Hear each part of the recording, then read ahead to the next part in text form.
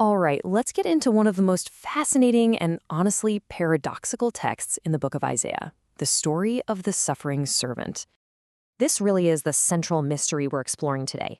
It's a puzzle from an ancient prophecy that has captivated thinkers for centuries. It's kind of like a rags to riches story, but with stakes that are absolutely cosmic in scale. Okay, so let's dive right in. On the one hand, the text introduces this heroic figure who's destined for greatness, a real champion, mediator for the world. But then, on the other hand, it immediately pairs this glorious destiny with these shocking predictions of opposition, humiliation, and just deep personal pain. So, how on earth do those two realities possibly fit together? So, when we first meet the servant, he's presented as this incredibly powerful figure, right? A chosen spokesman for God, set to accomplish a grand, world changing mission.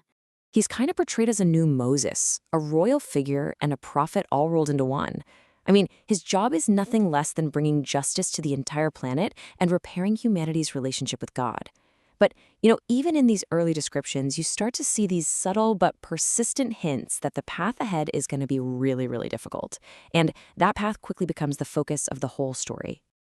So as the story builds, that abstract idea of opposition, well, it's about to get brutally physical and deeply personal in the very next part of the prophecy. Yeah, the text does not pull any punches here. This isn't just a simple disagreement. This is intense, public humiliation. It's describing a shaming that seems completely at odds with his heroic world-saving mission. And yet, the servant endures it. And just when you think it can't get any worse, this theme of suffering just explodes in the fourth and most famous song. Here, the perspective actually shifts, and we see the servant through the eyes of the people who are watching it all happen. I mean, not description is just horrifying. His physical suffering was so extreme that it made him totally unrecognizable, almost inhuman. The text literally describes him as being beaten to a pulp. So, what did the people who saw this actually think? This is a really important question because their perspective is absolutely key to understanding the story's big twist. They weren't just neutral observers. They didn't just see a victim. They saw someone worthless, someone who actually deserved their scorn. But why? Why would they react with contempt instead of, pity? Well, it's because they were operating under this really widespread assumption, a kind of retributive justice. The logic for them was simple. If someone was suffering that terribly, they must have done something truly awful to make God angry. Think of Job's friends. They were convinced his suffering had to be proof of some hidden sin. And that is the crucial point you have to get.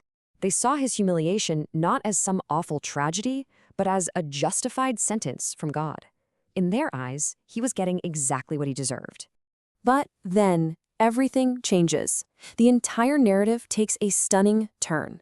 The perspective of the onlookers, this we who despised him, it just completely shatters. The whole text pivots on this one simple question.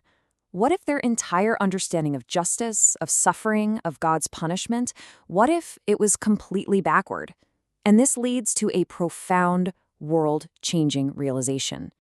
And right here, we see their dramatic confession broken down. They suddenly realize the punishment he endured wasn't for his crimes at all. It was the very punishment they deserved for theirs. This is that core concept of what's called substitutionary atonement. His suffering wasn't for his own failures, it was for theirs. His body was wounded, crushed, because of their rebellion, and through that, somehow, they were made whole. The text uses this really powerful metaphor. They were like sheep, wandering off, making themselves totally vulnerable to a predator. But instead of them being destroyed, the servant intervened and took the predator's attack, the full consequences of their sin, upon himself. And this, finally, is what resolves our initial paradox. His victory isn't achieved in spite of his suffering, it's achieved because of it.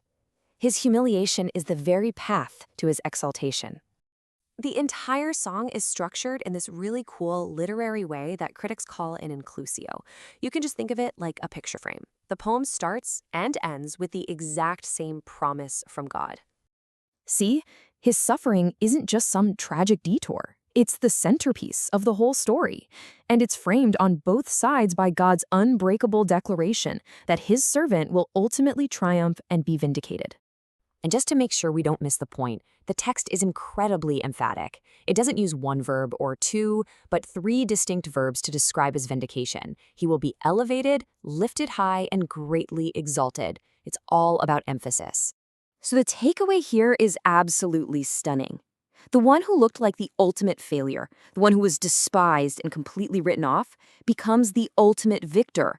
And his success will be so profound that it will leave the world's most powerful rulers completely speechless. And that leaves us with a profound question, doesn't it? In a world that so often equates power with dominance and success with avoiding humiliation at all costs, this ancient story presents a radically different model. That maybe, just maybe, true strength is found in sacrifice, and the path to ultimate victory runs directly through suffering.